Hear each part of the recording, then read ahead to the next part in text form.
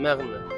لا مؤاخذة يا ريس انا لا يا اسف. باشا انت على انا دماغنا عارف ان ولا اي انا حاجه. في زبونين مشيتك لا يا مشيتهم. باشا زمان يا باشا ولا زمان الدنيا كلها لازم نقدر بظروف الناس برضه. بيحصل لنا مواقف كتير برضه مع والدته ومع امه ومع اخته ومع كل حاجه. يعني انت حصل لك نفس الموقف ده قبل كده؟ بيحصل لي برضه كتير.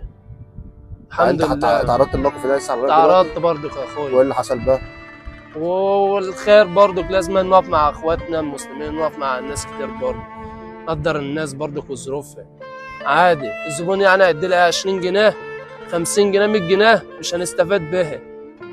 الحمد لله يعني والشكر لك يا رب. والله العظيم انت راجل زي العسل. لا يا باشا انت اللي على طب دماغنا. تقدر تقول ايه للناس ان هو لو حد حصل معاه الموقف ده يساعدوه ازاي؟ لازم الناس تقف جنب بعضها ولازم الناس تحس باخواتها المسلمين وما ناكلوش في بعض. الناس كلها خير وبركه والله. على دماغي يا على باشا. دماغنا. طب ممكن ازيع؟ زي يا باشا على تشكر. دماغنا. ماشي.